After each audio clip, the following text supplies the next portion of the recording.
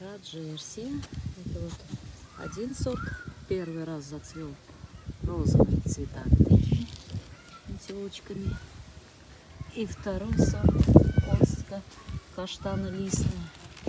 Она цветет белыми соцветиями, как у астильбы, крупнее только. Но в этом году почему-то она у меня не цветет.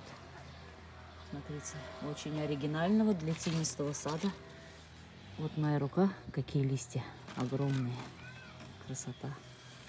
У кого есть, может быть, поделитесь, цветет ли она у вас. Один раз только я видела вот цветение вот этой белой. Вот тоже красивая, очень высокий цветоносы. И на сегодняшний день вот так выглядит. И вот. И рядом астильба. У меня молодая клумбочка на новом участке. Вот такая.